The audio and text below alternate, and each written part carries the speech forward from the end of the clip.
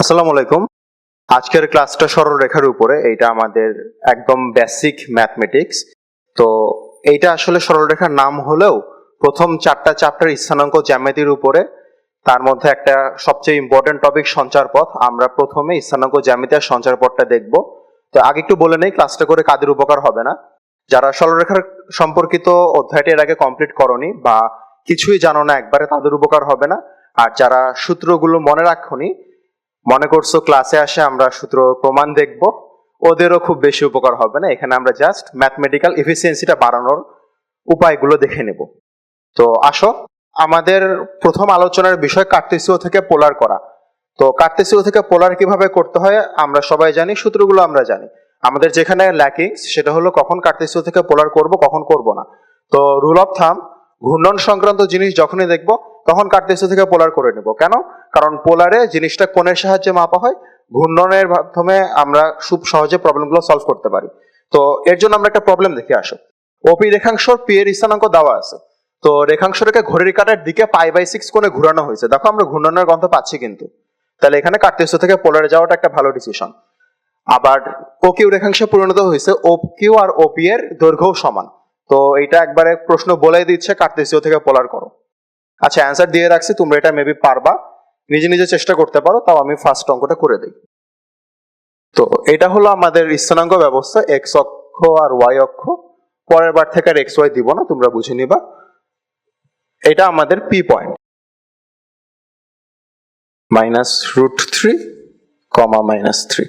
তো এইটাকে ঘড়ির কাঁটার দিকে π/6 কোণে ঘোরানো হয়েছে। ঘড়ির কাঁটার দিকটা এইদিকে, অর্থাৎ আমাদের পজিটিভ কোণটা এইদিকে ঘড়ির কাঁটার বিপরীত দিকে, আর নেগেটিভ কোণটা ঘড়ির কাঁটার দিকে। তো এটা কিন্তু অ্যাকচুয়ালি একটা নেগেটিভ কোণ। আমরা এখানে সাইনটা লিখলাম না, জাস্ট মানটা লিখলাম। π/6 কোণে ঘোরানো হয়েছে। তো এটা আমাদের ও কিউ রেখাংশে পরিণত হয়েছে। ও আচ্ছা, এখন আমাদের এই ও এর স্থানাঙ্কটা বের করতে বলছে। তো আমরা কিভাবে এটা অ্যাপ্রোচ করব? আগে পি কে আমরা পোলার করে নিব। করে নিয়ে ঘড়ির কাঁটার বিপরীতে, যেহেতু ঘড়ির কাঁটার দিকে যেহেতু কোণ নেওয়া হয়েছে, এই জন্য এই কোণটাকে আমরা মাইনাস করে দেব। এইটার যেটা পোলার স্থানাঙ্ক আসবে ওটা থেকে মাইনাস করে দিয়ে আমরা কিউ এর পোলার স্থানাঙ্ক পাবো। তো সেটাকে আমরা কার্টেসীয় করতে পারি, নাও করতে পারি। আমাদের এমসিকিউ হলো অপশনের উপর ডিপেন্ড করে আমরা কার্টেসীয় করব বা করব না। তো আসো সলভ করি। পি এর ক্ষেত্রে আমরা এক্স ওয়াই থেকে আর থিটাতে যাব। তো আর এর ভ্যালুটা কি হবে? √(x² + y²। দেখো এক্স কি ছিল? √3 ছিল, ওয়াই কি ছিল? -√3 ছিল, ওয়াই ছিল হলো -3। তো বর্গ করে নিলাম আমি একবারেই। একটা আসবে 3 আর একটা আসবে 9। ঠিক আছে, তাহলে এটা আসবে √12। সুন্দর করে লেখা যায় 2√3। আচ্ছা, আমরা আর পায়ে গেছি। এখন পি এর জন্য থিটাটা বের করি।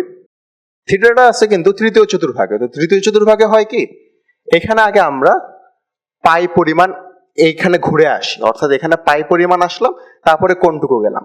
তাই পাই প্লাস কোণ হবে আমাদের। মুখস্থ করার দরকার নেই, জিনিসটা কিন্তু দেখলেই বোঝা যায় যে কোথায় আমরা কি জিনিস যোগ বা বিয়োগ করবো, এই ফার্স্টের অংশটুকু। তো পাই plus tan inverse √y/x, sorry modulus of y/x। তো এটা যদি আমরা ক্যালকুলেট করি, অর্থাৎ x আর y এর মান দেই, তাহলে আমাদের আসতেছে 4π/3। এটা হলো আমাদের পি এর আর্গুমেন্ট, সরি আর্গুমেন্ট না তো, এটাকে জটিল সংখ্যা আর্গুমেন্ট বলে। পোলার স্থানাঙ্ক এটাকে কোণ বলা হয় আর কি, অ্যাঙ্গেল। তো পি এর অ্যাঙ্গেলটা পাই গেছি আমরা। এখন ঘড়ির কাঁটার দিকে যেহেতু ঘূর্ণন, আমরা π/6টা থিটা থেকে বাদ দিয়ে কিউবেরটা পাবো, অর্থাৎ কিউবের থিটাটা পাবো। তো theta of Q is equal to theta of P minus π/6। তো আমরা ভ্যালু বসাই দিই এই পাশ থেকে, এখান থেকে এই ভ্যালুটা মানে এখানে বসাই দিই, দিয়ে বিয়োগ করি। করলে আমরা যে ভ্যালুটা পাচ্ছি সেটা হইল 7π/6। তো বিয়োগ আমি করে দিলাম না, তোমরা সবাই বিয়োগ পারো। আমরা জাস্ট কিউ এর যেটা পোলার কোঅর্ডিনেট সেটা বলতেছি। কিউ এর পোলার কোঅর্ডিনেট হচ্ছে 2√3, আর কিউ এর যে থিটাটা পাইছি আমরা এখান থেকে এটা বসাই দিই 7π/6।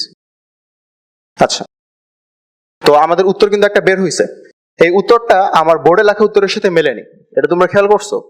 তো এটা কেন মেলেনি? কারণ পোলার স্থানাঙ্ক ব্যবস্থা একটা মজার বিষয় আছে যে একটা পয়েন্টের জন্য অসংখ্য কোঅর্ডিনেট আমরা লিখতে পারি। অসংখ্য কোঅর্ডিনেট একই জিনিসই মিন করে, কিন্তু আলাদা আলাদা ভাবে লেখা যায়। কেন লেখা যায়? এইটা আমাদের থিটা, আর এটা আমাদের আর এর এখানে মানে ম্যাটার করতেছে না। তো থিটা যদি আমরা 2π পরিমাণ আবার ঘুরে আসি, তাহলে দেখো আমরা একই জায়গায় ল্যান্ড করছি। আরো যদি 2π এদিকে ঘুরে আসি, একই জায়গায় ল্যান্ড করব। অর্থাৎ আমাদের থিটার সাথে যত খুশি তত 2π যোগ করা যায়, যত খুশি তত 2π বিয়োগ করা যায়। অনেক সময় পরীক্ষায় যখন আমাদের এমসিকিউ আসবে, তখন টিচাররা এরকম একটা ভ্যালু দিবে যেটা আমাদের ডিরেক্ট অ্যান্সারের সাথে মিলবে না। এখানে যে ডিরেক্ট অ্যান্সার আছে ওটার এটা কিন্তু মিলতেছে না, তখন আমরা এমসিকিউ যেন ধরা না খাই, এই জন্য করবো কি 2π যোগ বা বিয়োগ করে চেষ্টা করব। তো তোমরা ওটার সাথে 2π যোগ বিয়োগ করে এটা আনতে পারো কিনা চেষ্টা করবা। একবার 2π বিয়োগ দিলেই চলে আসবে, ঠিক আছে? আচ্ছা, তো আমাদের কার্তেসীয় পোলার শেষ। এখানে সমীকরণ থেকে সমীকরণে কনভার্ট করা যায়, যেটা ত্রিকোণমিতির জ্ঞান ভালো থাকতে হবে। তো ওইটার জন্য আই গেস তোমরা ত্রিকোণমিতির সূত্রগুলো দেখে যাবা, এখানে আর কিছু বলার নাই কার্তেসীয় থেকে পোলারে। এখন আমাদের পরবর্তী ইম্পর্টেন্ট টপিক হইল বিভক্ত করা, অন্তর্বিভক্ত আর বহির্বিভক্ত। এটার জন্য আমাদের বইয়ে অনেক জটিল ভাবে সূত্রগুলা বলা আছে, যেটা ক্যালকুলেটর ছাড়া করা কিন্তু সম্ভব না। তুমি ভাবতেছো ক্যালকুলেটর ছাড়া আমাদেরকে কেন করতে হবে? আমরা তো এইচএসসি তেও পাবো, ইঞ্জিনিয়ারিং এও পাবো, কিন্তু ঢাকা ভার্সিটি কিন্তু খারাপ না, হ্যাঁ? আর ঢাকা ভার্সিটিতে কিন্তু ক্যালকুলেটর অ্যালাউড না। তো এর জন্য আমরা একটা শর্ট পদ্ধতি শিখবো, যেটা আমাদেরকে ভার্সিটিতে তো হেল্প করবেই, ইঞ্জিনিয়ারিং এও ক্যালকুলেটর হাতে নেওয়ার সময়টা বাঁচাবে। এটাকে উদ্ভাসে বেশি বেশি কম কম বলে, আসলে এত কেতাবি ভাষার কিছুই নয়, এটা জাস্ট সরলরেখার বেসিক কনসেপ্ট থেকে আসছে। আসো, তো এখানে আমাদের রেখাটা ওইখানে আঁকানোই আছে, এ বি সি। তো আমরা প্রথমে সি বের করব, ঠিক আছে? তো সিটা মনে করো নাই, আমরা সি জানি না। আমরা যেখান থেকে যে ইনফরমেশন আছে A B is to B C সমান 1:2, এখান থেকে সিটা বের করব। তো এটা কিভাবে বের করব দেখি আমরা।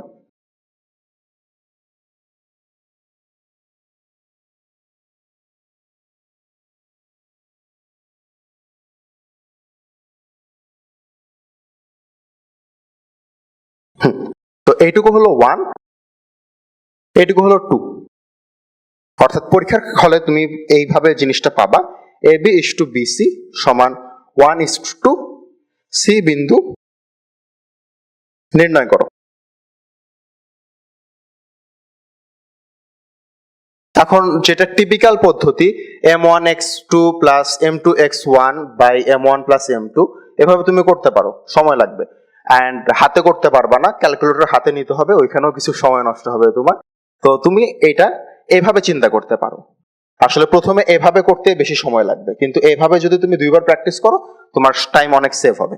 দেখো -1 থেকে 3 পর্যন্ত গেল, তো এই এক ডিস্টেন্সের মধ্যে আমরা ডেল এক্স কতটুকু পাচ্ছি, অর্থাৎ এক্স এর পরিবর্তন কতটুকু পাচ্ছি। এক্স বাড়তেছে 4, 1 থেকে -1 থেকে 3, ওকে। আবার 1 থেকে 4 হইছে ওয়াই, তো আমরা এক ডিস্টেন্সের মধ্যে ওয়াই এর পরিবর্তন কতটুকু পাচ্ছি, ওয়াই বাড়তেছে 3। এখন এই পাশে আসে কি হয়েছে দেখো, এক ডিস্টেন্সের জন্য এক্স যতটুকু বাড়ছে, 2 ডিস্টেন্সের জন্য এক্স তার ডাবল বাড়বে, একবারে বেসিক আইডিয়া। তো 2 ডিস্টেন্সের জন্য এক্স কতটুকু বাড়তেছে, del x is equal to, এখানে বাড়ছিল 4, এখানে বাড়বে 8। 2 ডিস্টেন্সের জন্য ওয়াই কতটুকু বাড়তেছে দেখো, del y is equal to, বাড়ছিল 3, বাড়তেছে 6। তো এটার সাথে তুমি 8 যোগ করে দিয়ে সি পাবা, এটার সাথে তুমি 6 যোগ করে দিয়ে সি পাবা।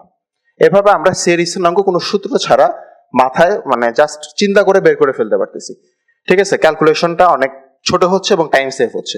তাহলে সি আসো আমরা বের করি, সি কি হচ্ছে, সি অফ এক্স সমান 3 প্লাস ডেল এক্স যেটা বাড়ছে 8 সমান 11, আবার 4 প্লাস যেটা বাড়ছে 6, সি অফ ওয়াই সমান, আচ্ছা 11,10। আমাদের ওই পাশেও কিন্তু সি এর ভ্যালু ওইটাই ছিল 11,10, মিশাই দিছি, বাট তোমরা আগে তুলে রাখলে খুঁজে পাবা।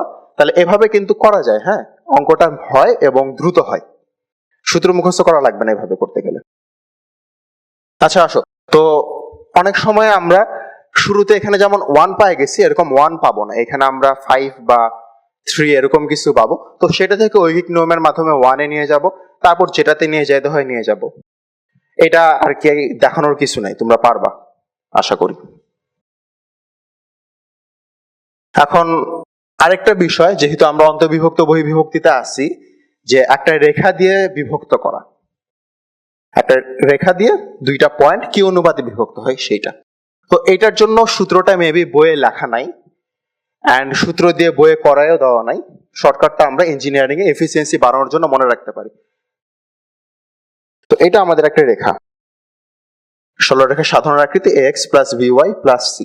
তো এই রেখাটা দুইটা পয়েন্ট p আর q, এটাকে কোন অনুপাতে বিভক্ত করছে এটা তোমার চাইতে পারে। বেশ কমন প্রশ্ন ইঞ্জিনিয়ারিং এর জন্য, বিশেষ করে বুয়েট প্রিলিতে এমন প্রশ্ন দেখবা যেটা তোমার মানে 30 সেকেন্ডে তোমার কাছে সলভ করতে আশা করবে আর কি।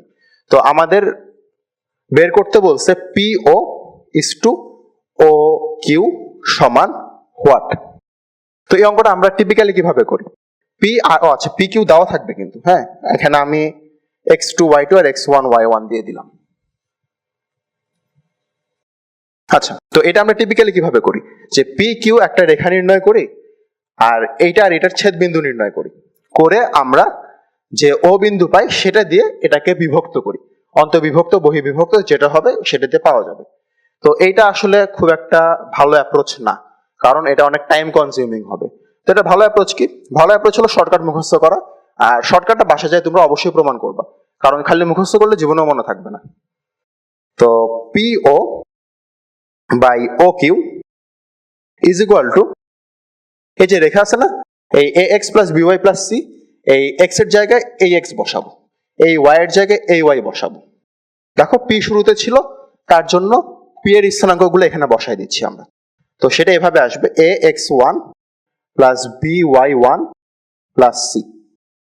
এখন একই জিনিস করবো কিউ এর ক্ষেত্রে, কিউ এ এক্স টু ছিল, আমরা রেখায় এক্স টু বসাবো, ওয়াই টু ছিল ওয়াই টু বসাবো, A X two plus B Y two plus C. তো এটাই হলো আমাদের অনুপাত।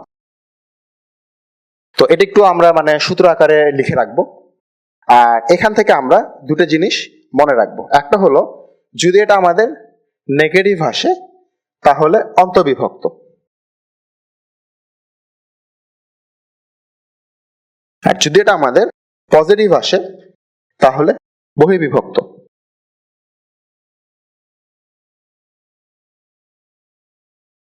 আচ্ছা, এখন তোমার এটা পরীক্ষায় কখনো হবে না, কিন্তু তুমি বাসায় নিজে চেষ্টা করতে করতে দেখলা যে এই ভ্যালুটা জিরো আসছে বা এই ভ্যালুটা জিরো আসছে, তখন আমরা কি বুঝবো, বুঝবো যে পি বা কিউ যে পয়েন্টের জন্য আমরা জিরো ভ্যালু পাইছি সে পয়েন্টটা এই রেখার উপরে আছে, সো বিভক্ত করার কোনো মানে হয় না। আর এটা আমরা দেখলাম যে এই ভ্যালুটা আসলো -1, তাহলে কি বুঝবো, -1 হলো একটা স্পেশাল কেস, এখানে যতটুকু এখানেও ততটুকু এবং অন্তর্বিভক্ত, অর্থাৎ এটা সমদ্বিখণ্ডিত করছে। আর এটা দেখলাম আমরা +1, তখন কি বুঝবো, +1 দেখলে আমরা বুঝবো যে পি কিউ আর এই রেখাটা এই দুটো সমান্তরাল রেখা।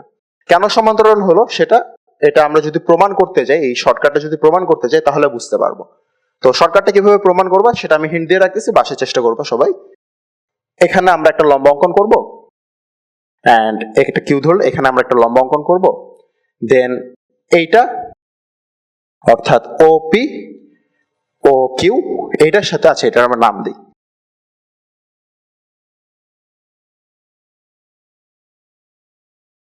ওপি is to O Q is equal to P M is to Q N হবে, কারণ এই দুটো সদৃশ্য কোণী ত্রিভুজ।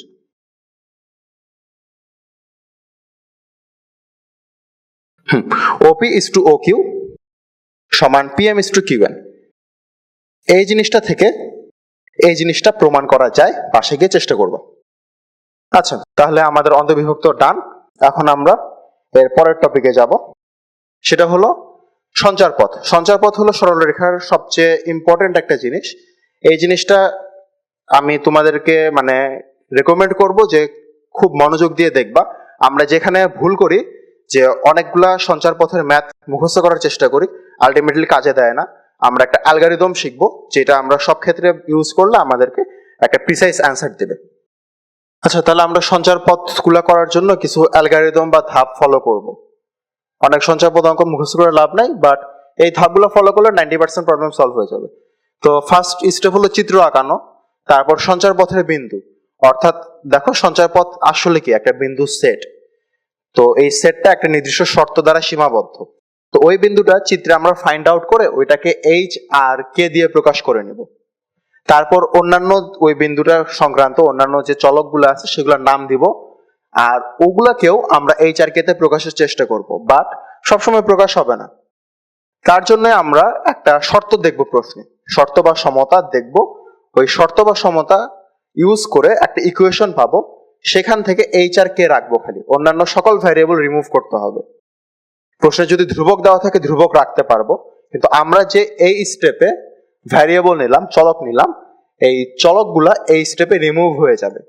তো চলকগুলাকে পরামিতি বলা হয়। পরামিতি অপসারণ সম্পর্কে তোমাদের আইডিয়া আছে, একটা সমীকরণ থেকে নিয়ে আরেকটা সমীকরণে বসায় দিতে হয় পরামিতি অপসারণের জন্য, অথবা থিটা দিয়ে থাকলে sine square theta plus cos square theta বা cosec square theta minus cot square theta এভাবে করতে হয়। আর লাস্টে আমরা যে বিন্দুটাকে এইচ কমা কে ধরছিলাম সেটা তো আসলে সঞ্চার পথ এইচ কমা কে দিয়ে কেউ লেখে না, প্রকাশ করে না, সেটাকে আমরা এক্স কমা ওয়াই দিয়ে প্রকাশ করে ফেলবো, অর্থাৎ এইচ এর জায়গায় এক্স, কে এর জায়গায় ওয়াই। তো শুরুতে কেন এই কাজটা করলাম না, অনেক সময় আমাদের সঞ্চার পথের মধ্যে অন্য একটা রেখা চলে আসবে যার ইকুয়েশনটাকে আমরা A X plus B Y plus C আকারে লিখবো, তখন এই এক্স আর এই এক্স দুটোর মধ্যে কনফ্লিক্ট হবে, তুমি দুটা ভ্যারিয়েবল আলাদা করতে পারবে না। এই জন্য তো আমরা কিছু ভালো প্রবলেম দেখি সঞ্চার পথের। তো প্রবলেমটা আমি মুখে বলে দিচ্ছি, এটা আসলে ভাষা দিয়ে লেখা ছিল।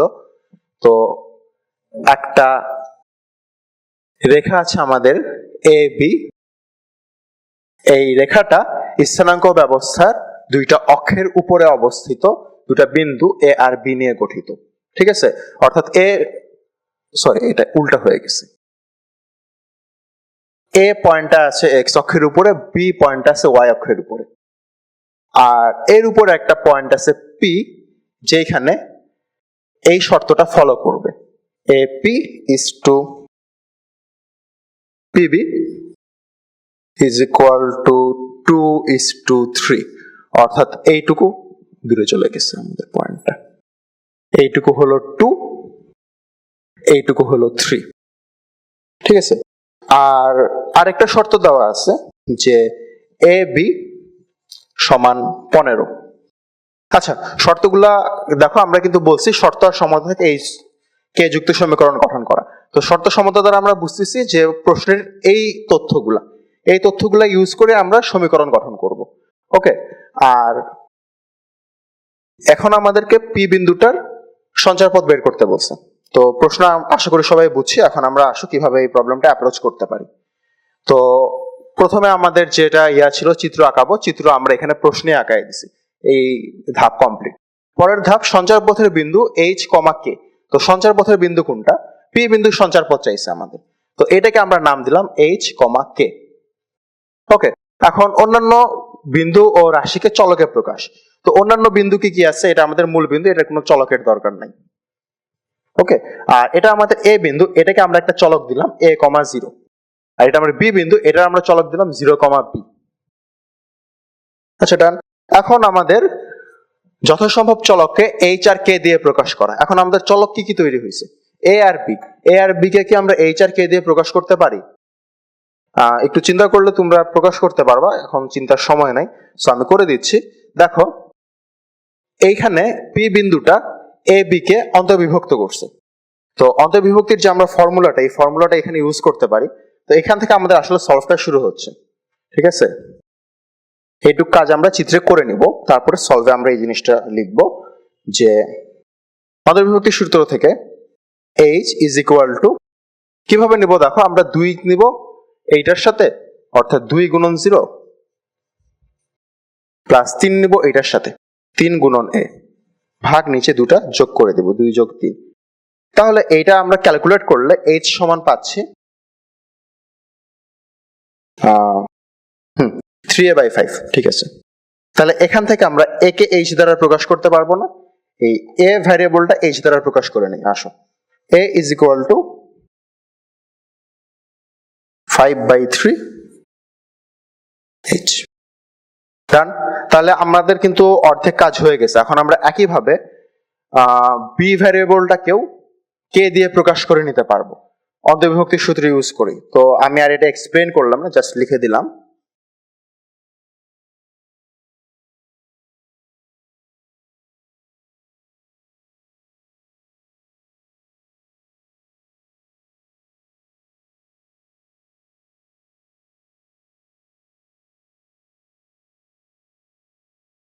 আচ্ছা, তো আমাদের যথাসম্ভব ভেরিয়েবল এ বি দুটাই আমাদের এইচ আর কে দিয়ে প্রকাশ হয়ে গেছে।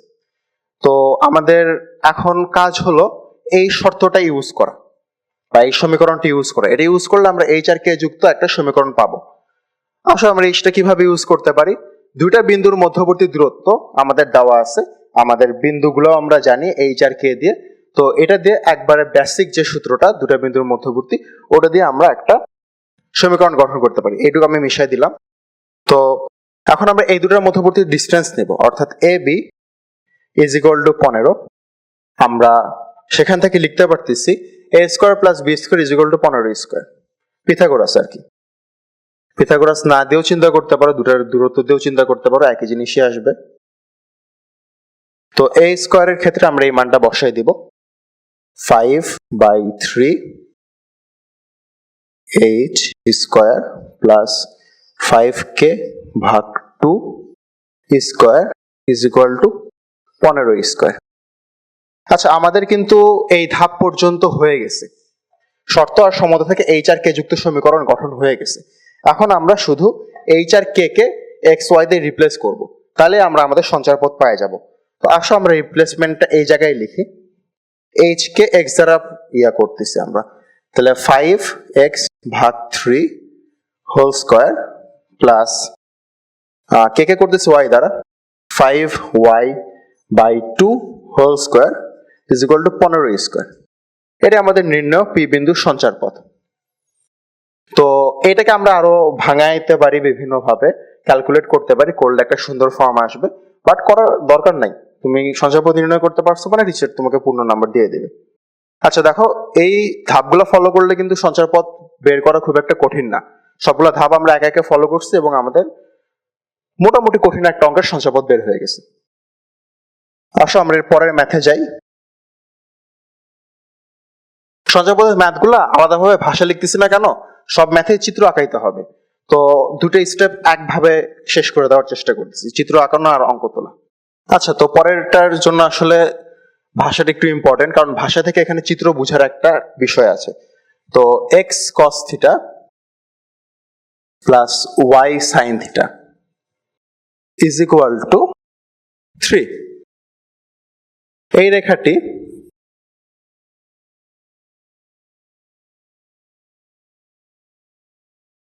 অক্ষদ্বয়ের সাথে যে ত্রিভুজ উৎপন্ন করে, অক্ষদ্বয়ের সাথে যে ত্রিভুজ তৈরি করে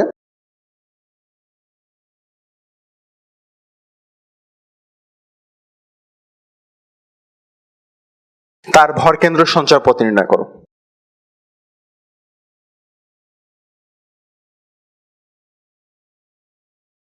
সঞ্চার পথ কত? ঠিক আছে, তো এইটা আসলে আমরা ভাষা কেন লিখলাম, এই রেখাটা চিনার একটা বিষয় আছে। এই রেখার ফর্মটা তোমাদের অনেকের পরিচিত লাগতেছে না? আচ্ছা, এখানে তার আগে বলো ভ্যারিয়েবল কোনটা এই রেখাটাতে? অক্ষরেখার সাথে যে ত্রিভুজ উৎপন্ন করবে, ত্রিভুজ তো মানে বিভিন্ন রেখার জন্য বিভিন্ন ত্রিভুজ তৈরি হবে। তো এখানে ভ্যারিয়েবলটা কিন্তু থিটা, এখানে 3 কিন্তু কনস্ট্যান্ট। এটা বোঝাই যাচ্ছে 3 এর জায়গায় যদি কে বা এমন কিছু থাকতো তাহলে আমরা এই কেটাকেই কনস্ট্যান্ট রাখতাম, এই থিটাটাকে ভ্যারিয়েবল রাখতাম। তো এই রেখাটার এই আকৃতির সাথে আমরা পরিচিত, এটাকে মেবি লম্ব আকৃতির সমীকরণ বলে সরল রেখার। তো এটা সলিউশন না, আমি আগে তোমাদেরকে বুঝায় নিচ্ছি জিনিসটা, যে মূল বিন্দু থেকে একটা রেখার উপর অঙ্কিত লম্বের দূরত্ব যদি পি হয়, এটা একটা রেখার উপর অঙ্কিত লম্ব দূরত্ব পি, এবং এই কোণটা যদি আলফা হয়, তাহলে এই রেখা না, এই রেখা যে রেখার উপর লম্বটা অঙ্কিত হলো, এই রেখাটার সমীকরণ হলো x cos theta plus y sine theta is equal to p. ঠিক আছে, এই জিনিসটা আশা করি সবার মনে আছে। এটা একবারে মানে, ও আচ্ছা সরি, এখানে আলফা হবে, আমি ওইটা ডাইরেক্ট বসাই দিছি। এটা সবার আশা করি মনে আছে, এটা হইলো আমাদের 3-এর ইতে ছিল। তো সেটা আমরা এখানে ইউজ করব চিত্র আঁকানোর সময়। তো এইটা এখন থেকে আমাদের আসল সলিউশনটা শুরু হচ্ছে। স্থানাঙ্ক ব্যবস্থার সাথে উৎপন্ন ত্রিভুজ বলতে আমরা এই ত্রিভুজটাকে বুঝতেছি। এইখানে লম্ব আঁকানো আছে 3 এবং এখানে একটা কোণ আঁকানো আছে থিটা। আর আমাদের এখানে একটা যে বিন্দুটা সঞ্চার পথ সেইটা আমরা এখানে একটা নাম দিচ্ছি যে জি। জি কেন নাম দিলাম? কারণ এটা ভর কেন্দ্র, ঠিক আছে? এটা এইচ কমা কে দ্বারা প্রকাশ করা যায়। তাহলে আমরা তৃতীয় স্টেপটা ফলো করতেছি, অন্যান্য বিন্দু ও রাশিকে চলকে প্রকাশ। তাহলে অন্যান্য বিন্দু কি আছে? এইটা আছে, এটা আছে। তো এটার নাম আমরা দেই এ, এটার নাম আমরা দেই বি, আগের মতোই।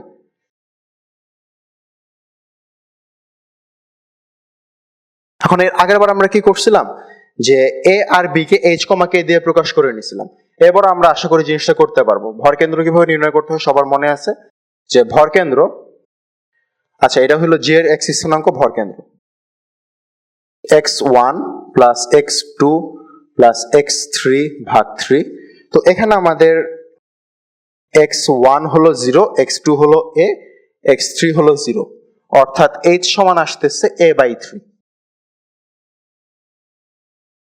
এখান থেকে আমরা বলতে পারি a সমান 3h। এই জিনিসটা আমাদের পরে কাজে লাগবে। আবার k সমান একইভাবে আমরা বলতে পারি যে y1 plus y2 plus y3 ভাগ 3। এখানে y1 0, y2 0, y3 হলো b, সো k সমান b/3। এখান থেকে লেখা যায় b সমান 3k। এই জিনিসটা আমাদের পরে কাজে লাগবে। এখন আমরা পরের ধাপে যাই, শর্ত ও সমতা থেকে এইচ ও কে যুক্ত সমীকরণ তৈরি। তো এখানে শর্ত বা সমতা কিছু কি আমরা দেখতেছি? এখানে কিন্তু জিনিসটা অবভিয়াস না। প্রথমে থিটা দেখলে আমাদের পরমিত অপসারণ করতে ইচ্ছে করে, sign square theta cos square নিতে ইচ্ছে করে, কিন্তু এখানে কিন্তু সাইন থিটা কস থিটাও নাই। তো এখানে একটু ভালোভাবে খেয়াল করলে একটা সমতা আমরা খুঁজে পাই, সেটা হলো এই ত্রিভুজের ক্ষেত্রফলটা। আমরা এই ত্রিভুজের ক্ষেত্রফল দুই ভাবে নির্ণয় করতে পারি এবং যেভাবে নির্ণয় করি একই জিনিসই আসবে, অর্থাৎ সমতাটা লুকায় আছে ত্রিভুজের ক্ষেত্রফলের মধ্যে। তো ক্ষেত্রফলের সূত্র আমরা সবাই জানি, হাফ ইন্টু ভূমি ইন্টু উচ্চতা। তো একবার আমরা ভূমি এইটা উচ্চতা এটা নিব, নিয়ে একবার ক্ষেত্রফল পাবো, আরেকবার ভূমি এটা উচ্চতা এটা নিব, নিয়ে ক্ষেত্রফল পাবো। তো এটা উচ্চতা কেন হইলো? কারণ এটা লম্ব। যে উচ্চতা আমরা ছোটবেলায় বের করা শিখছি, লম্ব দূরত্বটাই উচ্চতা, এবং লম্ব দূরত্বটা 3 বলা আছে, 3 নিছি আমরা। তো এখানে সমতাটা কিন্তু স্পষ্ট নাই, প্রশ্নে লুকায় আছে, খুঁজে বের করতে হবে। তো এই দুটো ইনফরমেশন আমরা রাখি, বাকি অংশটুকু মিশাই দিই। এখন আমরা ক্ষেত্রফলটা সমান করে দিই। আসো, তাহলে হাফ গুণন ভূমি ও এ গুণন উচ্চতা ও বি সমান হাফ গুণন এ বি ইন্টু এই লম্ব দূরত্বটা, আচ্ছা এটাকে আমরা পি নাম দিই। হাফ গুণন এ বি গুণন ও পি। এখানে সাইড নোটে আমরা লিখি যে ত্রিভুজ ও এ বি এর ক্ষেত্রফল। সাইড নোটটা এখন দিবা কেন? পরে বাসায় যায় বুঝতে সুবিধা হবে। না স্যার এটা কোথা থেকে আসলো বুঝে একটু টাফ হয়ে যায়। তো আমরা মান বসে দিই। ও এর মান কত? এখান থেকে দেখো, ও এর মানটা হলো এ, আর ও বি এর মানটা কত? ও বি এর মানটা হলো বি। সো হাফ হাফ আগেই কাটা। A B is equal to A B into O P. তো ওপির ভ্যালুটা দেওয়া আছে 3, আর এ বি এর ভ্যালুটা কিভাবে পাবো? এই তো এ বি পিথাগোরাস, অতিভুজ স্কয়ার সমান ভূমি স্কয়ার গুণন যোগ লম্ব স্কয়ার। সো এটা আসতেছে root over a square plus B square. এখন আমরা উভয় পক্ষে বর্গ করে দিতে পারি, তাহলে আমাদের জাস্ট এ বি আলাদা সমীকরণ আসবে। তাহলে A square B square is equal to 9a square plus 9b square. Okay, তো আমাদের কি অঙ্কটা হয়ে গেছে? এটা কি আমাদের সঞ্চার পথ? অঙ্কটা কিন্তু হয়নি, কারণ আমাদের এ বি ধরে নেওয়া কোনো বিন্দু, এ বি কিন্তু প্রশ্নের কোনো বিন্দু না। আমরা এই ধাপটা করতে পারি নাই, শর্ত থেকে এইচ আর কে যুক্ত সমীকরণ গঠন করতে পারিনি, আমরা এ আর বি যুক্ত সমীকরণ গঠন করছি। তো আমাদের A B K H R কে তে নিয়ে যেতে হবে। না স্যার এই এ বি কি সেটা টিচার জানে না, সেটা আমি জানি, আমি ধরে নিছি জিনিসটা, তো টিচারকে তো সেটা আমি দিতে পারবো না।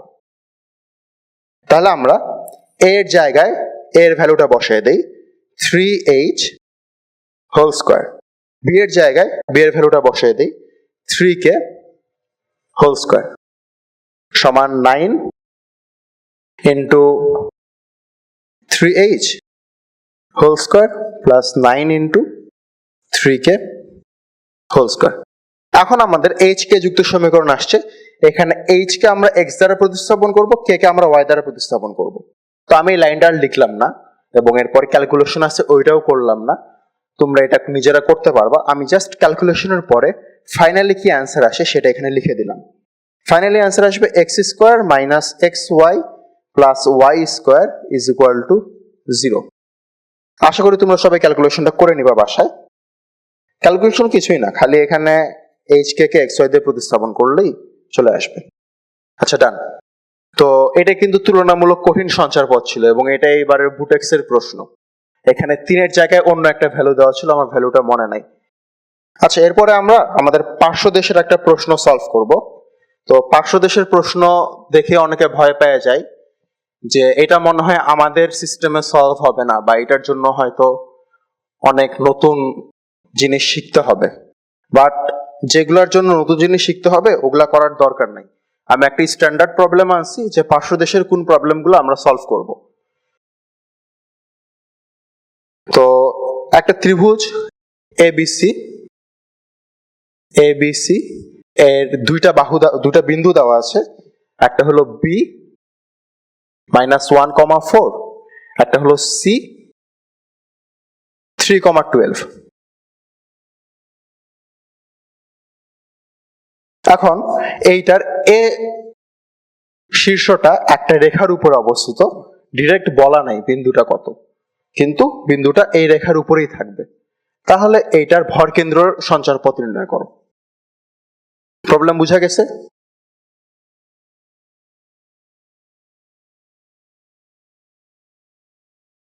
আচ্ছা, আশা করি প্রবলেমটা বুঝা গেছে যে বি আর সি দেওয়া আছে আর এ বিন্দুটা একটা রেখার উপর অবস্থিত, রেখাটা দেওয়া আছে। তাহলে এটার ভর কেন্দ্রটা কোথায় অবস্থিত, ভর কেন্দ্রটা সঞ্চার পথ সেটা বের করতে বলছে। তো আমরা একই স্টেপ ফলো করব এবং অঙ্কটা হয়ে যাবে। দেখো, আগে আমরা চিত্র আঁকাই। আমাদের বি পয়েন্ট, আমাদের সি পয়েন্ট এবং আমাদের একটা পয়েন্ট এ, যেটা আমরা একটা রেখার উপর পাচ্ছি। তো রেখার উপর এটা আমাদের একটা র্যান্ডম ধরে নিছি। এ পয়েন্টটা এখানেও থাকতে পারতো, তখন ত্রিভুজটা এমন হতো। এ পয়েন্টটা এখানে থাকলে ত্রিভুজটা এমন হতো। ঠিক আছে? তাহলে আমাদের এখানে একটা ভর কেন্দ্র আছে পি।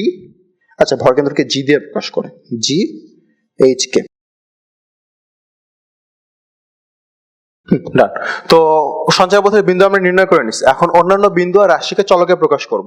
তো এখানে অন্যান্য আরেকটা বিন্দুই আছে, সেটাকে আমরা চলকে প্রকাশ করে নেই। আসো, তো এটার নাম আমরা কি দিব? এটার নাম দিলাম আমরা মনে করো x1, y1। এখন যথাসম্ভব চলককে এইচ আর কে দিয়ে প্রকাশ করব। তো যথাসম্ভব চলক বলতে আমরা একটা চলকই ধরছি, x1 y1। x1 y1 K H R কে দ্বারা প্রকাশ করার কোনো ব্যাপার না। কিছুক্ষণ আগে আমরা একটা ত্রিভুজের ভর কেন্দ্র থেকে তৃতীয় শীর্ষর কাজ করে আসছি, তো সেভাবে আমরা করতে পারি। h সমান শীর্ষ তিনটার যোগফল ভাগ 3। তো শীর্ষ তিনটা হলো আমরা বি এর x, সি এর x আর x1।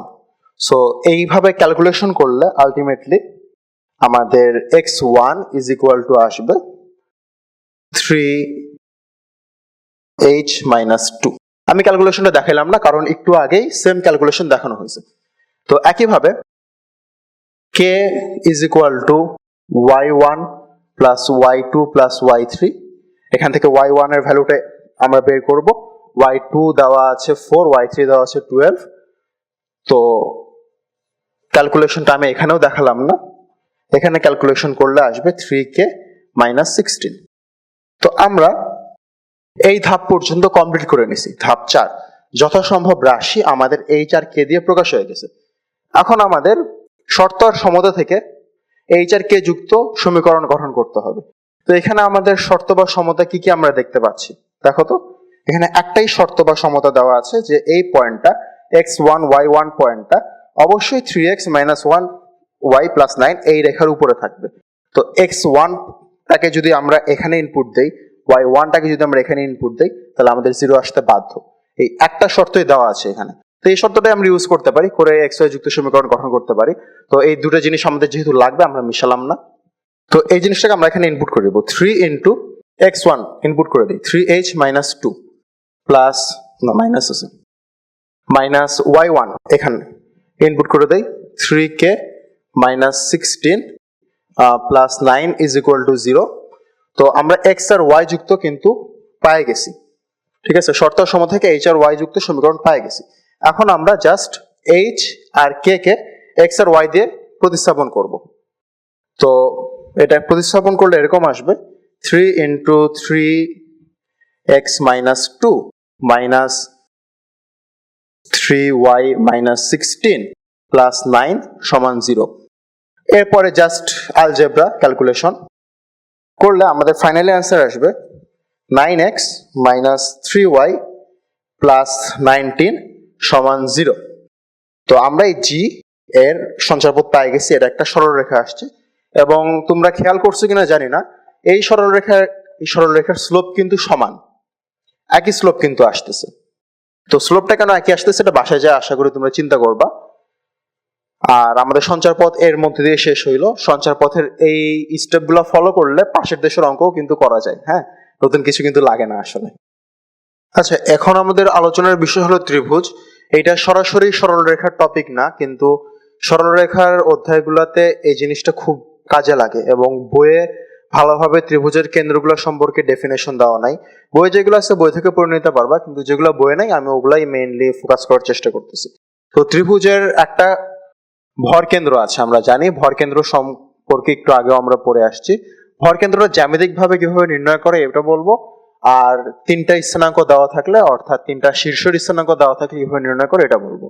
তো ভর কেন্দ্র জ্যামিতিক পদ্ধতিতে নির্ণয় করা হলো মধ্যমা। মধ্যমা এভাবে হয়, এটার মধ্যবিন্দুর উপর এটা থেকে অঙ্কিত রেখা, আর এটার মধ্যবিন্দু এটার উপরে এখান থেকে অঙ্কিত রেখা, এই দুইটা যেখানে ছেদ করলো সেটা আমাদের ত্রিভুজের ভর কেন্দ্র। তো ভর কেন্দ্র হলো আসলে অ্যাভারেজ নেওয়া, ঠিক আছে, x1 y1 x2 y2 x3 y3। তো এই তিনটা আমরা অ্যাভারেজ নিব আর কি ভর কেন্দ্রের জন্য। g of x সমান x1 plus x2 plus x3 ভাগ 3। একইভাবে g of y সমান y1 plus y2 plus y3 ভাগ 3। ভর কেন্দ্র বের করা সবচেয়ে সহজ, এইটা নিয়ে আলোচনার কিছু নাই। ও, ভর কেন্দ্রের একটা প্রপার্টিস আছে কি, যে এখানে মধ্যমাটা বিভক্ত হয় 2:1 অনুপাতে। আমরা এই জিনিসটা লিখে রাখি যে ভর কেন্দ্রতে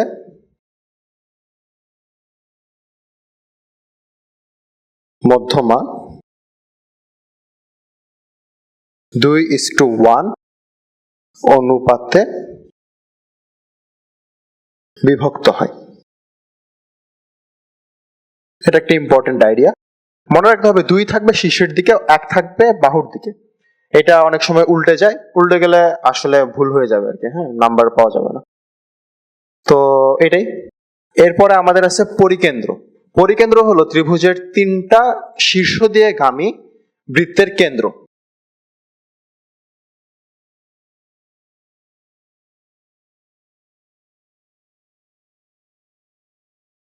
এটা হলো আমাদের ত্রিভুজ ABC, আর এইটার পরিবৃত্ত হইলো এই বাইরের যে বৃত্তটা সেইটা, আর এইটার পরিকেন্দ্র হয়তো এখানে আছে একটা, সেটাকে আমরা ও দিয়ে প্রকাশ করি বা সি দিয়ে প্রকাশ করি, করলেই হলো।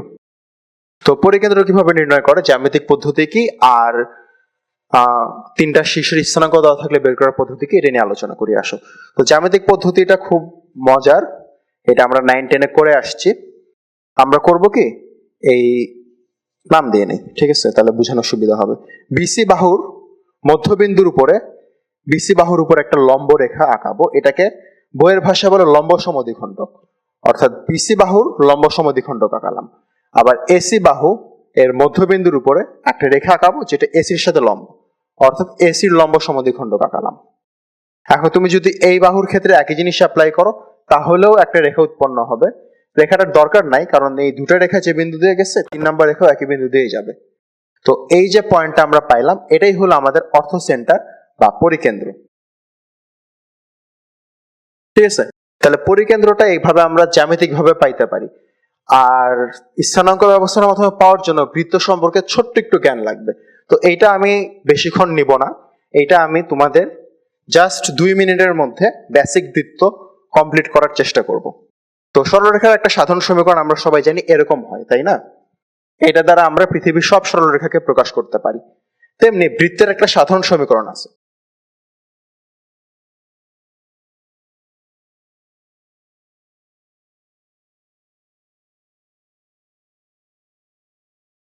এটা হলো এই বৃত্তের সাধারণ সমীকরণ। এটা দ্বারা স্থানাঙ্ক ব্যবস্থার উপরে সব বৃত্তকে প্রকাশ করা যায়।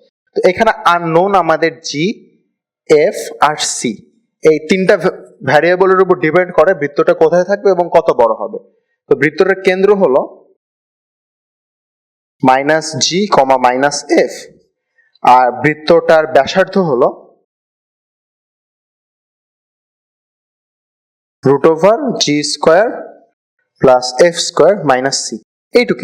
এইটুকে আমরা আপাতত মুখস্থ করার চেষ্টা করব। এইটা সম্পর্কে চতুর্থ অধ্যায়ে বিস্তারিত বর্ণনা আছে। আসলে বৃত্তও শেখা হয়, সরলরেখাও শেখা হয়, কিন্তু দুটো একসাথে মিল করে যে সহজে পরিকেন্দ্র নির্ণয় করা যায় এটা আর শেখা হয় না। তো পরিকেন্দ্রটা কেন, কিরকম একটা বৃত্ত, যে সেইটা A X one Y one, B X two Y two, C X three Y three, এই তিনটা বিন্দুকেই স্যাটিসফাই করবে। তো এক্স ওয়ান ওয়াই ওয়ান এর ভ্যালুটা এখানে যদি আমরা বসায় দেই, তাহলে আমরা জি এফ সি দিয়ে একটা সমীকরণ পাবো। একইভাবে এক্স টু ওয়াই টু এর ভ্যালুটা যদি আমরা এখানে বসায় দেই, জি এফ সি দিয়ে আরেকটা পাবো, এক্স থ্রি ওয়াই থ্রি দিয়ে বসালে জি এফ সি দিয়ে আরেকটা পাবো। আমাদের আননোন আছে কয়টা দেখো, তিনটা আননোন, এবং আমাদের ভ্যারিয়েবল আছে কয়টা, তিনটাই। সো তিনটা আননোন, তিনটা ভ্যারিয়েবল দিয়ে একটা ইউনিক জি এফ সি এর মান পাওয়া যাবে। সেখান থেকে আমরা কেন্দ্র বের করে নিতে পারবো মাইনাস জি মাইনাস এফ দিয়ে, আর ব্যাসার্ধ বের করে নিতে পারবো এই ফর্মুলাটা দিয়ে। এভাবে ইজিলি পরিকেন্দ্র এবং পরিবৃত্তের ব্যাসার্ধ বের করা যায়। এখন থিওরিতে জিনিসটা ক্লিয়ার হবে না, তার জন্য আমরা একটা প্রবলেম লিখে রাখছি। তো আসো প্রবলেমটা দেখি। আচ্ছা দেখো, 4 নম্বর প্রবলেমটা, একটা ত্রিভুজ দেওয়া আছে আমাদের এ বি সি, এটার তিনটা পয়েন্ট দেওয়া আছে, এটার লম্ব, ভর আর পরিকেন্দ্র নির্ণয় করতে বলছে। ভর কেন্দ্র নির্ণয় করতে পারবা তোমরা, একটু আগে সঞ্চারপথ যারা পড়ছো তাদের এটা কোনো প্রবলেম হওয়ার কথা না। আসলে আমরা পরিকেন্দ্রটা বের করব। তো আমরা আগে ধরে নেই যে এই তিনটা বিন্দুগামী একটা বৃত্ত হলো এ কমা বি কমা সি, বিন্দুগামী বৃত্ত।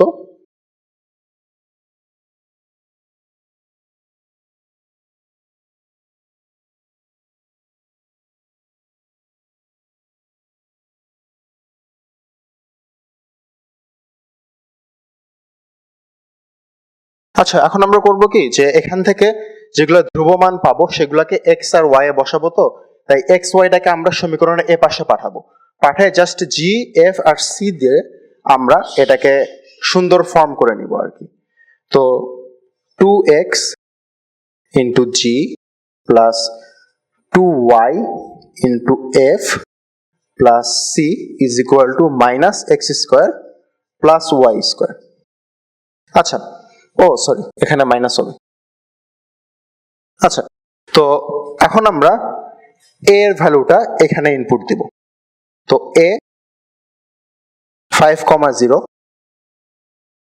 সমান এক্স কমা ওয়াই ধরে এখানে আমরা একটা ইকুয়েশন পাবো। এখানে এর এক্স ওয়াই বসালে, আমি আর ক্যালকুলেশনটা করলাম না, আমি জাস্ট কি পাওয়া যাবে সেটা ডিরেক্ট লিখতেছি। 10g plus 0f plus c is equal to minus 25। আচ্ছা, তো একইভাবে আমরা বিটাকে এখানে ইনপুট দিব। সো আমরা লিখি বি মাইনাস 4 কমা মাইনাস 3 সমান এক্স কমা ওয়াই ধরে। আসলে আমরা ইনপুট দেই, ইনপুট দিলে জাস্ট অ্যান্সার যেটা পাবো সেটা লিখতেছি। Minus 8g minus 6f plus c is equal to minus 25। আর সি একইভাবে ইনপুট দিব, আমি আর লিখলাম না, জাস্ট আমি ইকুয়েশনটা লিখি, তোমরা আশা করি বুঝে নিবা। তো এটা আসতেছে আমাদের 2g plus 24f plus c is equal to minus 145। তো আমরা তিনটে ইকুয়েশন পাইছি। এটা আমাদের 1 নাম্বার, এটা আমাদের 2 নাম্বার, এটা আমাদের 3 নাম্বার। তো এই তিনটে ইকুয়েশন আমরা কিভাবে সলভ করতে পারি? ক্যালকুলেটরের সাহায্যে, হাতে সলভ করার কোনো মানেই হয় না এত বড় ইকুয়েশন। তো ক্যালকুলেটরে আমরা ইকুয়েশনে যায় সিমুয়াল লেখা থাকবে, সিমুয়াল ইকুয়েশনস, সেখান থেকে আননোন 3-তে যাব, যাই এভাবে ইনপুট দিব। এখানে জিরোটা একটু বসাতে হবে, মনে করো আমরা অনেক সময় জিরোটা কিন্তু বাদ দিয়ে যাই, ঠিক আছে, জিরো দেখে কিন্তু জিরো বসাতে হবে, তার জন্য জিরোটা এখানে লেখা আছে। তো এই সব কিছু যদি ঠিকভাবে ইনপুট দেই, তাহলে ক্যালকুলেটর আমাদেরকে বলবে x ইজ ইকুয়াল টু -3/2,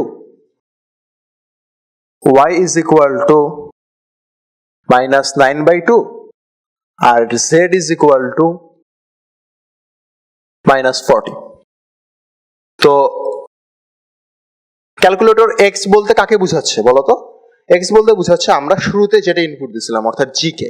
তাহলে আমরা এখান থেকে বুঝতেছি আমাদের g এর ভ্যালু কত, এই x টাই হলো আমাদের g, এটাই হলো আমাদের g, এইটা হলো আমাদের f, এবং আমরা লাস্টে যেটা ইনপুট দিচ্ছি c, সেটা ক্যালকুলেটর বুঝছে যে এটা z, তো এটাই হলো আমাদের c।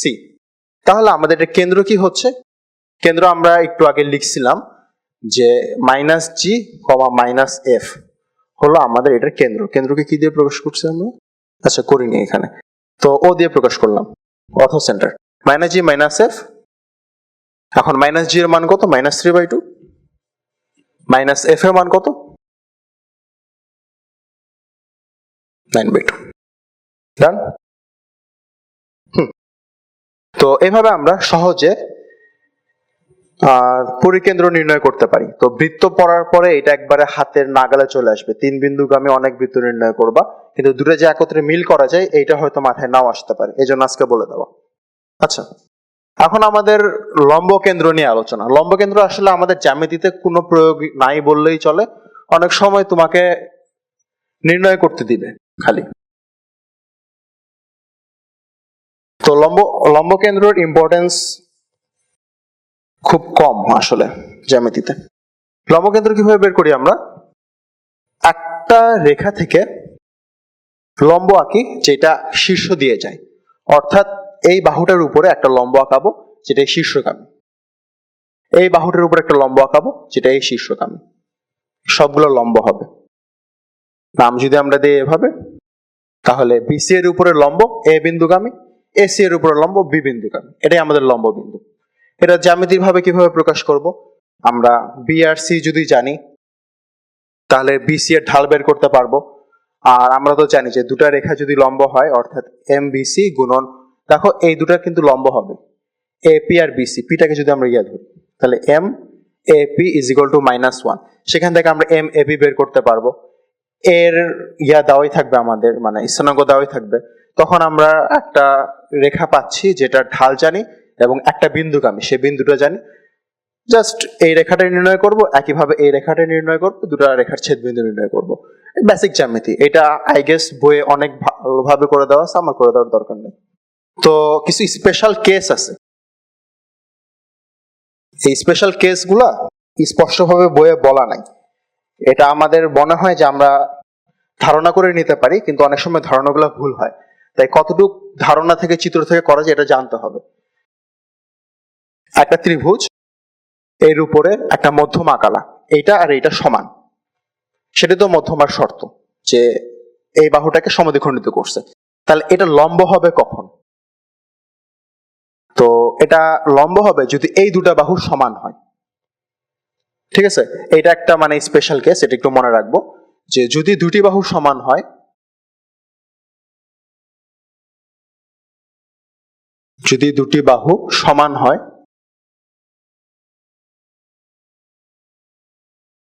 তবে তৃতীয় বাহুর উপরে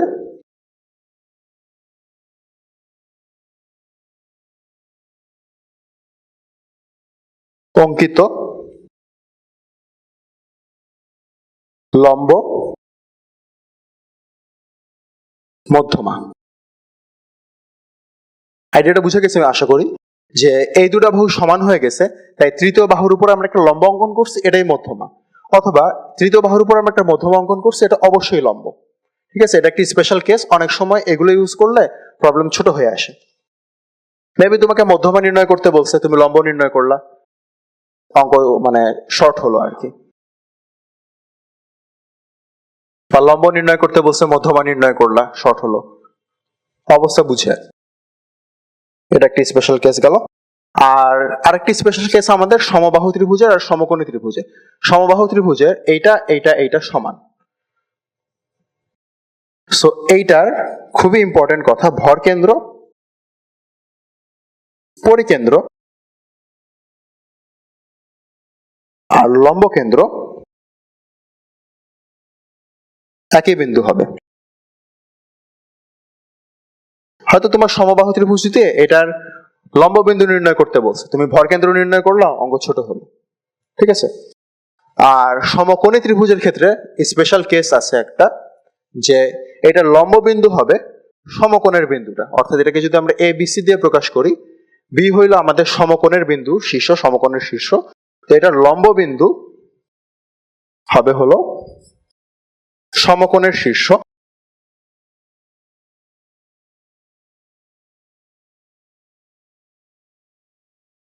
আর এটার পরিকেন্দ্র হবে হলো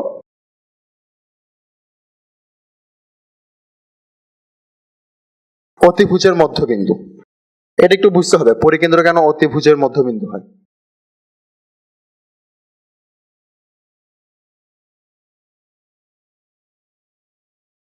আচ্ছা, তো 19 আমরা একটা উপপাদ্য পড়ছিলাম যে একটা বৃত্তের মধ্যে যদি আমরা কোনো উপবৃত্তস্থ কোণ অঙ্কন করি তাহলে সেটা অবশ্যই 90 ডিগ্রি হতে বাধ্য।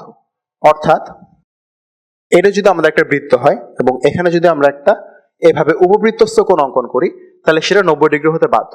এখন আসো তো আমরা এই ত্রিভুজটাকে টেনে এনে এখানে উল্টায় দিই, তাহলে এটা হবে আমাদের এ, এটা হবে আমাদের সি, এটা হবে আমাদের বি। আর এই যে বড় বৃত্তটা, এই বৃত্তটা হবে এটার পরিবৃত্ত। তো এই পরিবৃত্তের ব্যাস কোনটা? এসি বাহুটা। আবার এই ত্রিভুজের অতিভুজ কোনটা? এসি বাহুটা, অর্থাৎ অতিভুজই ব্যাস, ঠিক আছে, অতিভুজ সমান ব্যাস। তাহলে ব্যাসের মধ্যবিন্দুটাকে আমরা কেন্দ্র হিসাবে জানি, তাহলে অতিভুজের মধ্যবিন্দুটা আমরা পরিকেন্দ্র হবে। তো এখান থেকে আমরা এই জিনিসটা পাই যে পরিকেন্দ্র হলো অতিভুজের মধ্যবিন্দু। তো প্রমাণ জানা থাকলে জিনিসটা মনে রাখা অনেক ইজিয়ার হয়। তো আশা করি প্রমাণটা আমরা এটা মনে রাখবো। আচ্ছা, তো স্পেশাল কেসগুলো আমাদের ডান। এখন এই স্পেশাল কেসগুলো ইউজ করে এই ত্রিভুজটা, ত্রিভুজ এবিসি, অনেক ইজিলি সলভ করা যাবে। এটা একটা সমকোণী ত্রিভুজ হবে। তোমরা যদি কোন বিন্দুতে লম্ব হয়েছে এটা নির্ণয় করতে পারো তাহলে লম্ব বিন্দু আর পরিকেন্দ্র নির্ণয়ের জন্য আমাদের কোনো খাটনি করতে হবে না। আশা করি সবাই বাসায় যায় চেষ্টা করবে লম্ব কোন বিন্দুতে হয়েছে এটা নির্ণয় করার।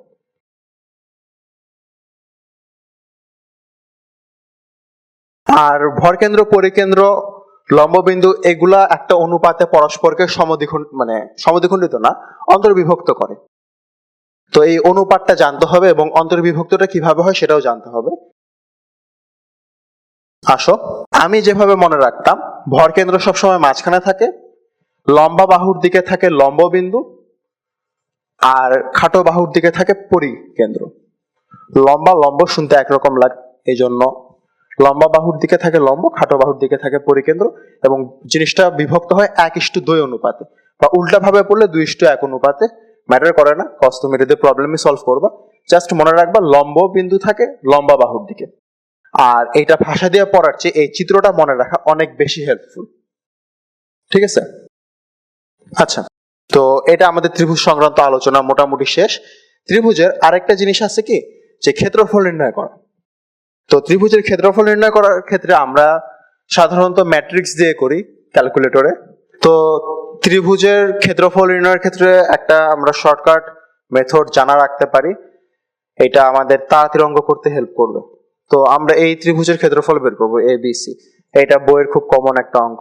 এই 4টা ত্রিভুজ সর্বসম হয়, সো এটার ক্ষেত্রফল বের করে এটাকে 4 দিয়ে গুণ দিলে এ বি সি এর ক্ষেত্রফল পাওয়া যাবে। তো এটার ক্ষেত্রফল 8 স্কয়ার ইউনিট আসবে, তোমরা ক্যালকুলেটর ম্যাট্রিক্স এর মাধ্যমে করে দেখতে পারো। তো এটা আমরা শর্টে কিভাবে করব, তো ছোটবেলায় আমরা 9-10-এ যেভাবে করতাম, যে ত্রিভুজ ই এফ জি এর ক্ষেত্রফল সমান হাফ ইন্টু, আগে আচ্ছা আমরা জি থেকে শুরু করি, 1 2 1 2 বসাই নিলাম, তারপরে 2 8 4 4।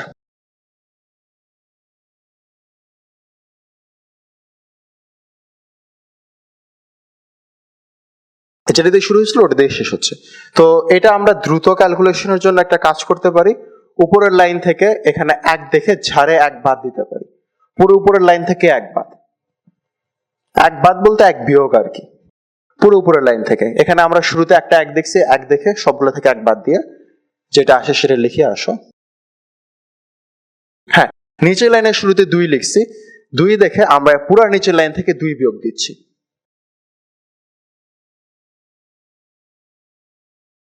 এখন দেখো আমাদের এইটা সলভ করা অনেক ইজি হয়ে গেল, কারণ আমাদের এটা নিয়ে কোনো চিন্তা করতে হবে না। 2 একে 2, 2 থেকে 18 বাদ গেলে 16। সো হাফ গুণন, আচ্ছা -16 আসবে, আমরা যেহেতু এটাকে মডুলাসের মধ্যে রাখবো এই জন্য আমি ডিরেক্ট 16 লিখলাম সমান 8। এখন কথা হলো আমি যে এই লাইন থেকে এই লাইনে গেছি, অর্থাৎ উপরের লাইন থেকে 1 বাদ দিছি, নিচের লাইন থেকে 2 বাদ দিছি, কাজটা কি আসলে করা যায়? উত্তর হলো করা যায়। কিভাবে করা যায় সেটা আসলে একটু বোঝার চেষ্টা করি।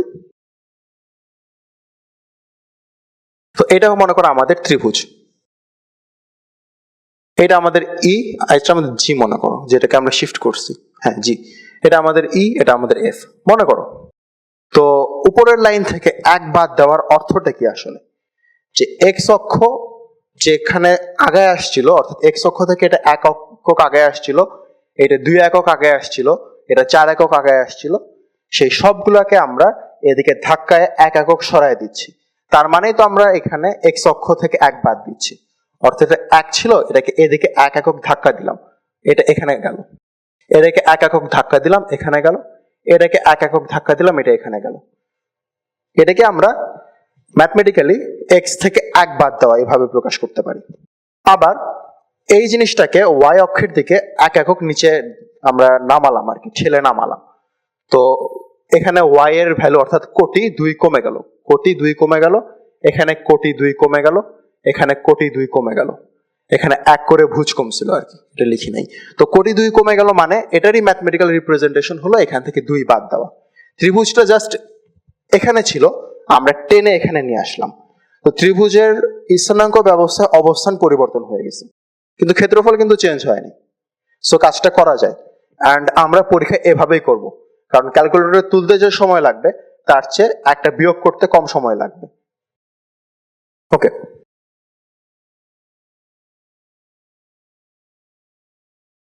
আরেকটা বিষয়, এই ত্রিভুজটার এ বি সি 3টা কোঅর্ডিনেট নির্ণয় করা। এইটা কিভাবে নির্ণয় করবো সেটা তোমরা একটু চিন্তা ভাবনা করো, বইয়ে অনেক জটিল ভাবে করে দেওয়া আছে। আমরা ওই জটিল পদ্ধতি করব না, আমরা এখানে একটা শর্টকাট বা ট্রিক্স যেটাই বল সেটা ফলো করার চেষ্টা করব।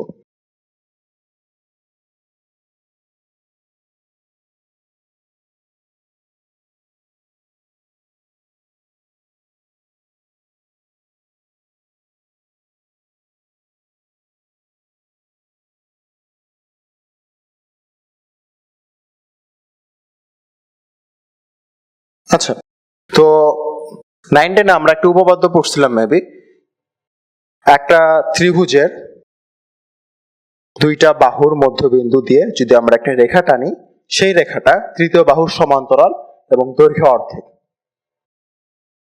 অনেকে হয়তো ভুলে গেছো, বাট এরকম একটা উপপাদ্য ছিল 9 10-এ। তো সেই উপপাদ্যটা খাটাইলে আমরা বলতে পারি যে এইটা আর এইটা যেহেতু মধ্যবিন্দু, তাহলে এই রেখাটা সমান্তরাল, অর্থাৎ EF is parallel to AB। AB R AG একই জিনিস, সো আমরা এটাকে AB না লিখে AG লিখতেছি। ওকে, এবং দৈর্ঘ্য অর্ধেক, দৈর্ঘ্য অর্ধেক হলে কি হবে, AB এর মধ্যবিন্দু যেহেতু G, AG হইল হাফ AB। আবার আমরা উপপাদ্য থেকে বলতে পারি EF is equal to half AB, অতএব AG is equal to EF। আচ্ছা, এটা একটা প্যারালালোগ্রাম, অর্থাৎ সামান্তরিকের শর্ত হয়ে গেছে না, বিপরীত বাহু সমান ও সমান্তরাল। তো এটা কিন্তু আমাদের একটা সামান্তরিক, এটা আমাদের বুঝতে হবে, এটা একটা কিন্তু সামান্তরিক হয়ে গেছে। এটা সর্বসম ত্রিভুজ, এটা সামান্তরিক। তো সামান্তরিকের আমরা 3টা শীর্ষ জানি, চতুর্থ শীর্ষ কেমনে বের করতে হয় আশা করি সবার মনে আছে। AX is equal to বিপরীতটা মাইনাস, বিপরীত বাহুতে যেটা আছে, সরি বিপরীত শীর্ষতে যেটা আছে মাইনাস, আর বাকিগুলা প্লাস 1 আর 2। -1 ay ইজ ইকুয়াল টু বিপরীতটা মাইনাস, বাকিগুলা প্লাস 2 আর 8 6। তো আমাদের a এর স্থানাঙ্ক বের হয়ে গেল -1, 6। ওকে, ডান। তাহলে আমরা এইভাবে সি নির্ণয় করতে পারি এই প্যারালালোগ্রাম অর্থাৎ এই সামান্তরিকটি ইউজ করে। আমি টিক দিয়ে দেখাচ্ছি, সি এর জন্য আমরা এটা ইউজ করব এই দুটা, আর আমরা বি এর জন্য ইউজ করব এই দুইটা। ওকে, তাহলে এবিসি আমরা জাস্ট সামান্তরিক দিয়ে বের করে ফেলতে পারতেছি, আমাদের আলাদা করে রেখার সমীকরণ নিতে হচ্ছে না। ডান। এখন এই প্রবলেমটা বাসায় চেষ্টা করবো সবাই। ও না, এটা আসলে চেষ্টা করার কিছু নয়, এটা অনেকভাবে করা যায়। এটা সদৃশকোণী ত্রিভুজের মাধ্যমে একভাবে করা যায়, বাসায় তোমরা চেষ্টা করবে করতে পারো কিনা সদৃশকোণী ত্রিভুজের মাধ্যমে, তাহলে কষ্ট করে সূত্র মুখস্থ করা লাগবে না। সময় স্বল্পতার কারণে এটা দেখানো গেল না। আর একটা প্রবলেম লাস্টে বলে দিব, যেটা একটু বাসায় চেষ্টা করবা। এখন আমরা আপাতত প্রতিফলন এবং প্রতিবিম্ব এই দুটো টপিক নিয়ে একটু আলোচনা করি। তো এটা আসলে বইয়ে স্পষ্টভাবে বলা নাই যে প্রতিফলন প্রতিবিম্বকে আমরা কিভাবে ডিল করব, তার জন্য আমি কিছু প্রবলেম লিখে নিয়ে আসছি। প্রথমে আমরা একটা রেখার সাপেক্ষে একটা বিন্দুর প্রতিবিম্ব নিয়ে আলোচনা করব। তো রেখার সাপেক্ষে বিন্দুর প্রতিবিম্ব হলো একবারে মানে মোস্ট বেসিক প্রতিবিম্ব। তো এটা আমাদের একটা রেখা দেওয়া আছে ax plus by plus c is equal two 0। এখানে আমাদের একটা অবজেক্ট দেওয়া আছে p, এইটার আমাদের স্থানাঙ্ক দেওয়া থাকবে, বলবে এই রেখার সাপেক্ষে এই বিন্দুটার প্রতিবিম্ব কোথায় অবস্থিত।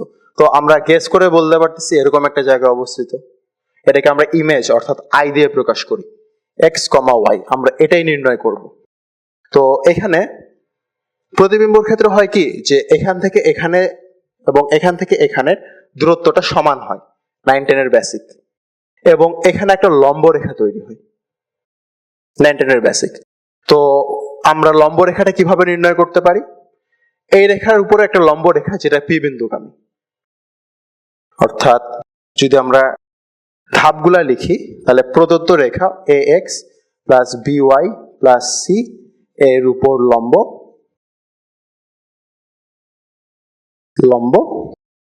p x1, y1 বিন্দুগামী।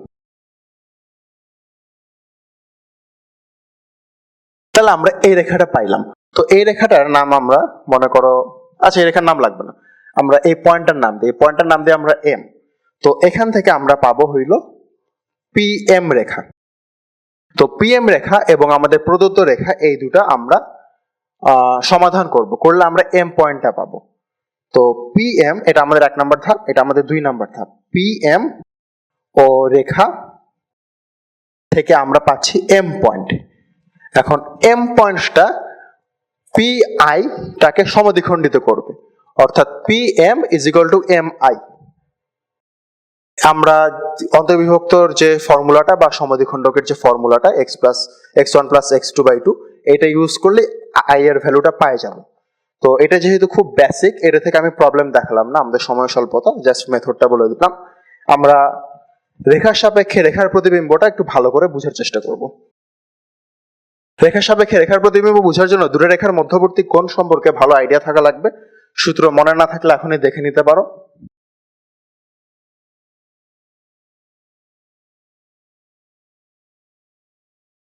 তো আমরা প্রবলেমটাই লিখি, এইটা আসলে বেশি বেঁকে গেছে। এইটা এবং এইটা একই কোণ হবে যদি এই রেখার সাপেক্ষে প্রতিফলন হয়। এটাকে আমরা নাম দিচ্ছি এম নট, এটাকে নাম দিচ্ছি ও, এটা আমাদের পি, এটা আমাদের আই। তো আমাদের পি আই রেখাটা দেওয়া থাকবে, এখানে প্রশ্ন দেওয়া আছে y সমান 2x প্লাস 1 এবং আমাদের মিররটা দেওয়া আছে x minus y is equal two 0।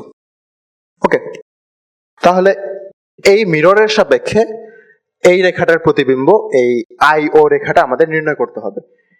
তো এখানে আমাদের বেসিক যে জিনিসটা বোঝার, এই কোণটা এবং এই কোণটা সমান, আমরা এখন যেটা সূত্র tan থিটা সেই সূত্রটা আসলে লিখে নেই।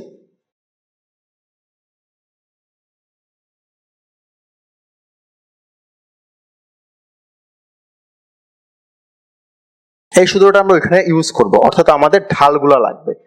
তো আমরা সবগুলা ঢাল আলাদা আলাদা ভাবে ধরে নিতে পারতেছি। এইটা ঢাল আমরা ধরে নিলাম এম নট। এই এম নট সমান কত হচ্ছে, এই রেখা থেকে ঢাল আমরা ডিরেক্ট বলতে পারতেছি 1। আমরা এই রেখাটা ঢাল ধরলাম, এই রেখাটা ঢাল হইলো আমাদের m1 ধরছি। হ্যাঁ, m1 is equal to direct বলতে পারতেছি y সমান mx প্লাস 2 আকৃতির 2।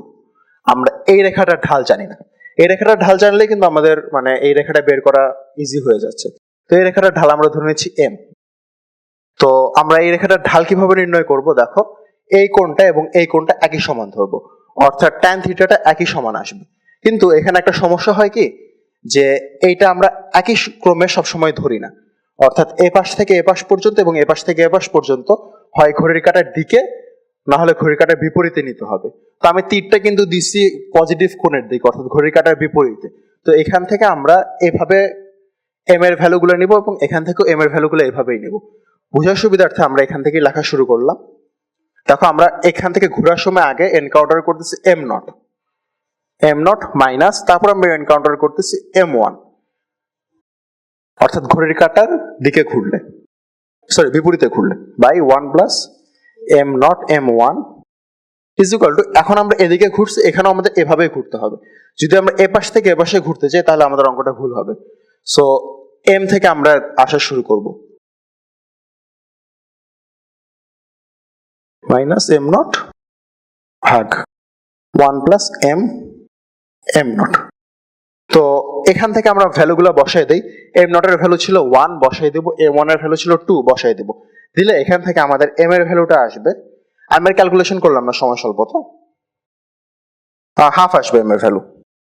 তো আমরা এই রেখাটার ঢাল পায়ে গেছি। কারো যদি হাফ না আসে, তুমি বুঝবা যে এখানে তুমি একই ক্রমে নাওনি, অর্থাৎ ঘড়ির কাঁটার বিপরীতে নাওনি, দুইটাই একটা দিকে নিছো আর একটা বিপরীত নিছো, এই জন্য তোমার উল্টা আসছে। তো এম এর ভ্যালু আসবে হাফ, ঠিক আছে। আর এই জিনিসটা ইউজ করে আমরা ও আই রেখাটা নির্ণয় করব। আমাদের জাস্ট ও বিন্দুটির স্থানাঙ্ক জানতে হবে, তাহলে আমরা এক বিন্দু গামী এবং একটা ঢাল বিশিষ্ট রেখার সমীকরণ ইউজ করে এটার মানে এই সমীকরণটা আনতে পারবো। তো ও আমরা কিভাবে পাইতে পারি, এই ওপি রেখা এবং এম নট ও রেখা, এম ড্যাশ ও রেখা, এই দুটো রেখা সলভ করব। তো আমাদের দেখো রেখা দুটো দেওয়া আছে, y সমান 2x প্লাস 1 আর x মাইনাস y সমান 0। তো আমরা একটু লিখি রেখা দুইটা।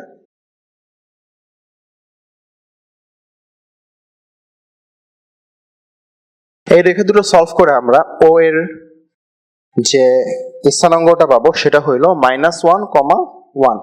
নাইস। তো এখন আমাদের আই ও রেখার ঢাল জানা আছে এবং আই ও রেখা একটা বিন্দুগামী, এটা জানা আছে। তাহলে আমাদের চিরায়ত formula y minus y1 is equal to m into x minus x1, এটা ইউজ করে আমরা প্রতিবিম্ব যে রেখাটা সেই রেখাটা সমীকরণ পাইতে পারি। আচ্ছা, তো এখানে আমার খুব ফেভারিট একটা প্রবলেম দাও, এটা মেবি কুয়েটে আসছিল, আমার ঠিক মনে নাই, বার্ষিকের রুয়েট তৈরি হওয়ার আগের প্রশ্ন এটা। তো 7,17 বিন্দুগামী এবং 1,9 থেকে 6 একক দূরবর্তী রেখা নির্ণয় করো। দেখে মনে হয় সরল রেখার খুবই ইজি প্রবলেম, কিন্তু এখানে তোমার পার্শিয়াল মার্ক পাওয়ার সম্ভাবনা বেশি ফুল মার্ক পাওয়ার চেয়ে। তো এটার কারণটা আমি আসলে ব্যাখ্যা করি। দেখো 1,19 বিন্দু থেকে 6 একক দূরবর্তী যতগুলো বিন্দু আছে সেটা নিয়ে আমরা একটা বৃত্ত পাই। তো এই বৃত্তটার উপরে দুইটা স্পর্শক নির্ণয় করতে বলছে বেসিক্যালি প্রশ্নটাতে, কারণ 1,17 থেকে যে দুটো রেখা আমরা আঁকাবো, এই দুটো রেখা 1,9 থেকে 6 একক দূরবর্তী তখনই হবে যখন এইটা একটি স্পর্শক হবে। তো একটা বৃত্তের দুটো স্পর্শক অবশ্যই পাওয়া যায়, তাই এখানে দুটো রেখা অবশ্যই পাওয়া যাবে। আমাদের যাদের বেসিক জ্যামিতি সম্পর্কে আইডিয়া আছে তাদের কাছে আমি প্রমাণ করে দিতে পারছি এর উত্তর দুইটা রেখা, একটা রেখা না, ঠিক আছে। কিন্তু অঙ্কটা আমরা যখন করতে যাব তখন আমরা দেখবো যে উত্তর একটা রেখা আসতেছে, এই জন্যই অঙ্কটা আমার পছন্দ। আসো আমরা অঙ্কটা রেগুলার নিয়মে করা শুরু করি।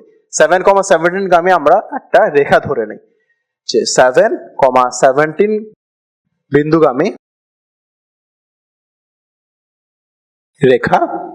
এক বিন্দুগামী রেখা কিভাবে ধরে সবার মনে আছে আশা করি, এম ঢাল ধরে নেয়, অর্থাৎ y মাইনাস y1, এখানে y1 এর ভ্যালু হইল 17 is equal to m into x minus x1, x1 এর ভ্যালু হলো 7, সো x মাইনাস 7।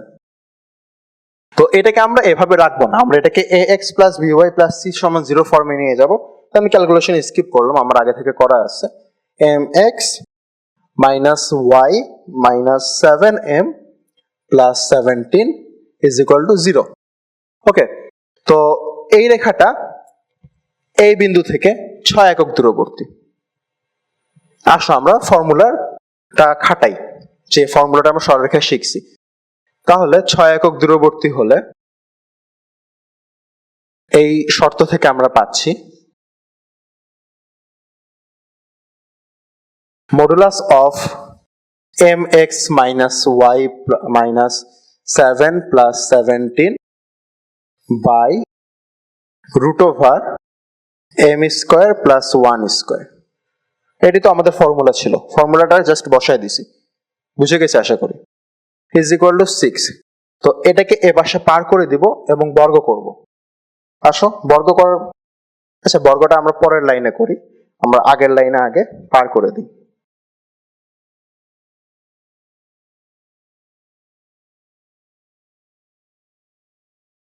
আচ্ছা, এই লাইনটা আমরা বর্গ করব, কারণ এখানে বর্গমূল আছে, তুলে দিতে হবে আমাদের।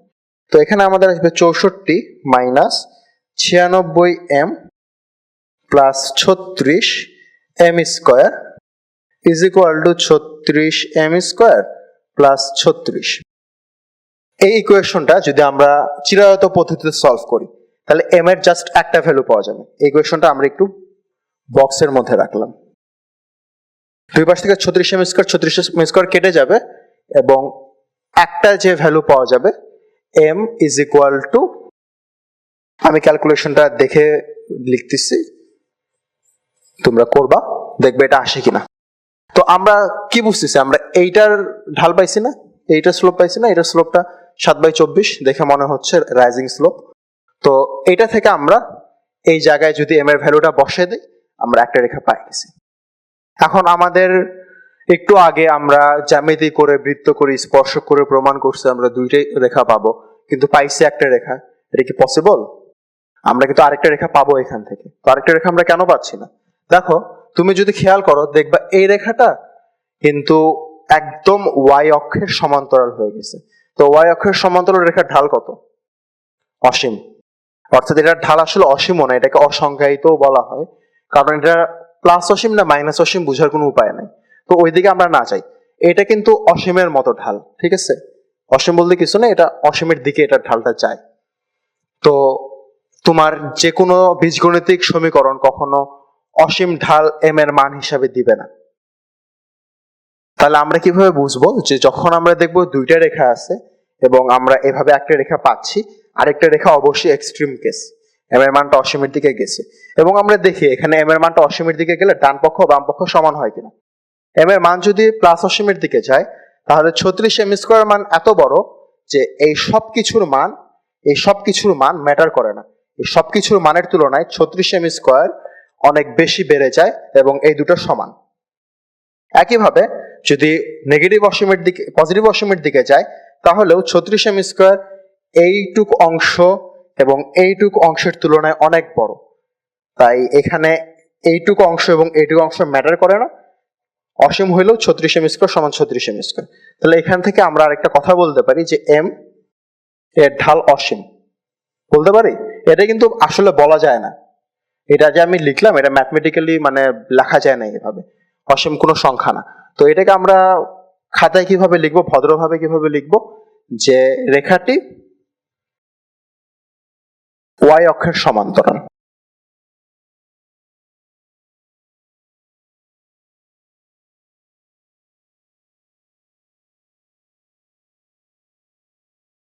এইটা এর ভালো ফর্ম হলো এইটা। y অক্ষের সমান্তরাল হলে আসো, y অক্ষের সমান্তরাল এবং এই বিন্দুগামী রেখা আমরা কিভাবে নির্ণয় করি, জাস্ট আমাদের x এর ভ্যালুটা নিব আমরা।